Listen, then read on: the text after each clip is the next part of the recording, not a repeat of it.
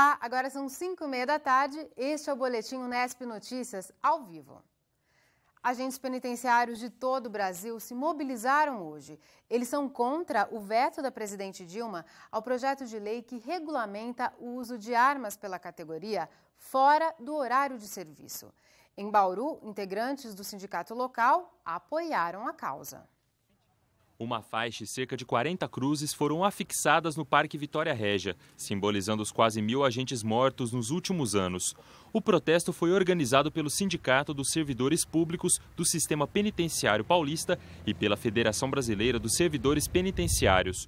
No ano passado, 20 profissionais morreram no estado de São Paulo, onde o uso de armas pela categoria já é regulamentado. O que a gente vem querendo com esse projeto é a regulamentação nacional, que o Estatuto de Desarmamento, em um determinado momento, ele preveu isso e hoje ele sofreu uma alteração que ele exclui o agente penitenciário o direito de usar a arma fora do serviço para sua defesa. E usar essa arma fora do horário de serviço evitaria a morte desses 1000 agentes nos últimos anos?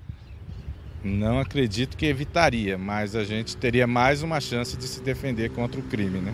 Os agentes voltam a se mobilizar no dia 19 de fevereiro em Brasília e não descartam paralisações da categoria. O Corpo de Bombeiros de Bauru está fiscalizando casas noturnas e outros locais que recebam público e tenham mais de 1000 metros quadrados. Ações semelhantes estão ocorrendo em todo o estado. A previsão do Corpo de Bombeiros é vistoriar pelo menos 20 locais na cidade. Somente hoje foram visitados 4 estabelecimentos. Caso sejam encontradas irregularidades, Ministério Público e Prefeitura serão chamados a tomar providências. Os bombeiros não têm o poder de interditar estabelecimentos. O projeto de lei que proibiria a propaganda para crianças de alimentos com alto teor de açúcar e gordura foi vetado ontem pelo governador Geraldo Alckmin. O projeto havia sido aprovado pela Assembleia e também baniria do mercado a distribuição de brinquedos junto com os alimentos, ou os alimentos atrelados a personagens ou personalidades. Segundo Alckmin, apenas o governo federal pode legislar sobre o tema. Mas o assunto deve continuar em discussão. Para nutricionistas e psicólogos, juntar brinquedos e comida gordurosa não é recomendado. Rafaela mostra animada a coleção de brinquedos que ela tem. Esses não foram comprados pelos pais em lojas. Vieram junto com lanches e bolachas. Ela escolhe o lugar que ela vai comer e a comida por causa muito do brinquedo.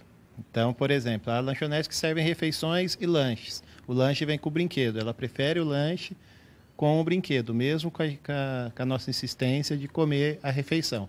Já fui obrigado, certa vez, a dar a refeição para ela e comprar o lanche por causa do brinquedo. E quando não vem o brinquedo... Eu fico brava. Fica mesmo. Toda vez é assim. Ela abre o lanche, come, mas logo em seguida procura o brinde. É só uma vez por semana no máximo, né? Quando muito, né? Eu prefiro ir uma vez a cada 2 ou 3 semanas, desde que ela coma toda a fruta, toda a saladinha no almoço. Se vai no final da tarde ou à noite, ela tem que comer a salada no almoço, senão não vamos. Depois do lanche, vem sempre a frutinha. Você gosta de comer essa maçã?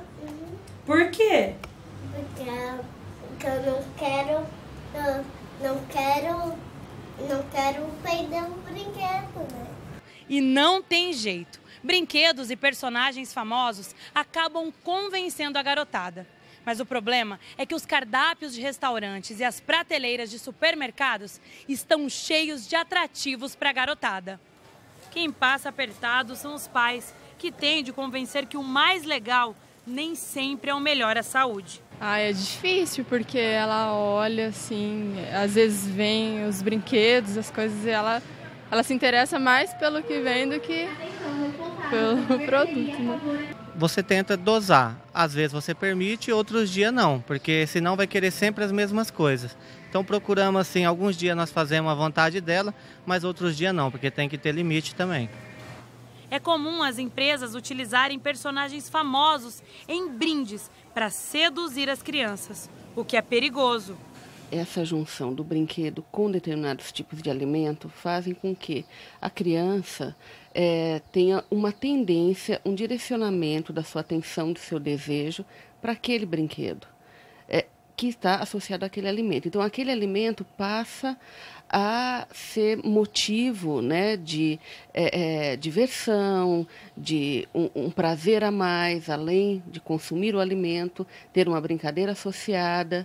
Então, a criança sempre vai preferir isso. O problema, né, é em quais tipos de alimentos estão atrelados esses brinquedos. A gente não pode esquecer que por trás dessa estratégia de unir o brinquedo a um determinado tipo de alimento tem um indicativo, né, de marketing, né, de determinados grupos empresariais, né, que querem criar o hábito de alimentação de toda uma geração de crianças, né? A maior parte desses alimentos tem alto grau de gordura, sal e açúcar. E quando consumidos em grande quantidade, trazem prejuízos à saúde. São vários os prejuízos, principalmente a obesidade, porque esses alimentos são altamente calóricos.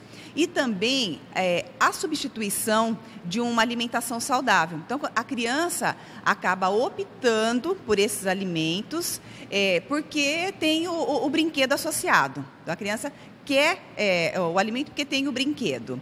E outro prejuízo, além de poder ocasionar algumas doenças, é o prejuízo econômico, inclusive, que muitas crianças querem comer um sanduíche ou um alimento que tem esses brinquedos atrelados, mas acabam nem ingerindo. De acordo com o IBGE, 1 em cada 3 crianças brasileiras entre 5 e 9 anos está acima do peso. E os pais têm que lembrar disso tudo na hora de frear o desejo dos pequenos quando querem um alimento só por causa do brinquedo. Bom, em primeiro lugar, é retardar ao máximo a oferta desses alimentos para as crianças. Porque se a criança não conhece, ela não vai pedir. Então, o que você puder retardar a oferta é melhor. Agora, estimulando aí os bons hábitos. Caso a criança já teve contato, já conhece, né? Uma alternativa é fazer a negociação com a criança, quantas vezes isso seria no mês, vamos combinar isso uma vez por mês, tá? Para não ter uma frequência muito grande, porque a frequência é que torna prejudicial. Agora uma dica para você que é aluno do ensino fundamental ou médio nas escolas estaduais. O Centro de Estudos de Línguas está com matrículas abertas até amanhã. São 4 cursos gratuitos: espanhol, inglês, francês e japonês. Os interessados precisam comparecer a uma das unidades com uma cópia do RG e uma declaração de matrícula. Em Bauru, a escola é a Professor Cristino Cabral, no Jardim Estoril. Em Agudos, a escola João Batista Ribeiro, no Jardim Santa Terezinha. Já em Lençóis Paulista, a escola é a Professora Vera Braga Franco Giacomini, na Vila Antonieta 2. Os cursos têm a duração de 3 anos, exceto de inglês, que é concluído em 1 ano. A previsão é de tempo fechado para os próximos dias. Veja os detalhes no mapa. Chove de fraco a moderado em todas as regiões do estado de São Paulo e os próximos dias vão continuar chuvosos. Em Bauru, pode voltar a chover hoje a qualquer hora do dia e não há previsão de tempo firme, pelo menos até o fim de semana. A umidade do ar é bem alta, está em 72%. Praticamente não venta neste momento. A temperatura caiu hoje, a máxima ficou em 27 graus. Amanhã pode voltar para casa dos 30. É a mesma temperatura prevista para Piratininga e Agudos. Foram confirmados mais 10 casos de dengue em Bauru. Agora são 113 pessoas infectadas só neste ano. Os números de 2012 também foram atualizados. 44 pessoas da cidade contraíram a doença. No ano passado, a dengue foi bem mais controlada. Um balanço da Secretaria de Estado da Saúde aponta que o número de casos da doença caiu 75,5% em relação a 2011. Mas nem deu tempo de comemorar, pois em 2013 já vivemos uma epidemia de dengue. Outra doença que teve os números revistos em Bauru é a leishmaniose. Foram confirmados 34 casos em 2012, com 2 mortes. Neste ano, não há nenhum registro da doença. Tanto o controle da dengue quanto o da leishmaniose depende, entre outras medidas, da limpeza das casas. É importante não acumular entulhos no quintal, que servem de criadouros para os mosquitos Aedes aegypti e palha. Uma opção é levar determinados tipos de lixo aos ecopontos. Você vai ver agora como funcionam os 6 ecopontos da cidade. Marcos separou alguns materiais que sobraram de uma reforma na casa dele e levou até um ecoponto, que fica perto de onde ele mora. Porque aqui é o reciclagem, né? Melhor para não jogar aí nos terrenos baldio. Paulo também descartou pedaços de madeira que não seriam mais usados. Era uma sobra de uma cerquinha que eu fiz lá, agora eu vou construir um quarto lá, então desmanchei. Eles são moradores do Meridota e dão o bom exemplo. Descartam os resíduos da construção civil da forma correta. Os ecopontos são serviços oferecidos pela Prefeitura para pequenos geradores de entulho ou materiais recicláveis. Tijolos, telhas, madeira, concreto, plástico, papelão e até eletroeletrônicos. Tudo é recebido sem custo. Atualmente são 6 ecopontos na cidade. No Meridota ele fica na rua Américo Finazzi, quadra 4. No centro, na rua Sorocabana, quadra 1. No Geisel é na rua Noé Onofre com a rua Gumercindo da Cruz. No Bauru 16, o ecoponto está na rua Dulce Duarte Carrijo, quadra 4, e na Pousada da Esperança, na rua 41, quadra 1. Já no Parque Viaduto, o ecoponto fica na rua Bernardino de Campos, quadra 28. Em todos eles, o horário de funcionamento é de segunda a sábado, das 8 da manhã ao meio-dia e da 1 às 5 da tarde. A nossa intenção, nosso objetivo é chegar em torno de 15 a 16 ecopontos espalhados por toda a cidade, principalmente nas áreas onde existem já deposição irregular. Então nós vamos com o nosso ecoponto, urbanizamos o local e aproveitamos para fazer com que o local que já é de costume se torne um local bem aceito pela população e urbanizado. O que é recolhido é reaproveitado. Os recicláveis vão para cooperativas. O entulho é usado para aterrar grandes áreas. Aqui, em vez de terra virgem, o trator remaneja o que as caçambas despejam. Mesmo com o serviço que é oferecido para recolher resíduos da construção civil, a gente percebe que ainda tem bastante descaso da população. Olha só, a menos de 15 metros daquele ecoponto tem uma pilha de materiais. Alguém achou mais fácil jogar isso aqui na rua, numa área pública, do que fazer o descarte adequado desse material. Despejar em terrenos o que sobra de uma reforma pode resolver um problema individual, mas cria um transtorno coletivo. Essa rua praticamente desaparece no meio de tanta sujeira. Além da proliferação de doenças, também onera os cofres públicos para que a limpeza do local seja feita. Hoje, 30 de janeiro, a Unesp completa 37 anos.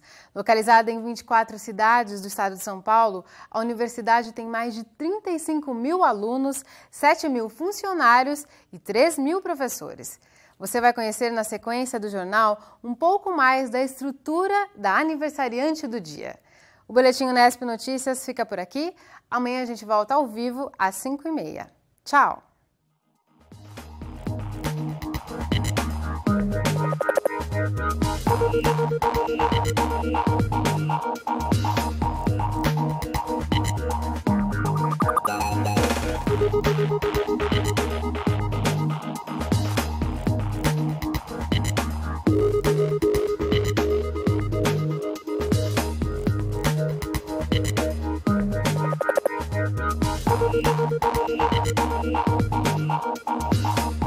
Thank you.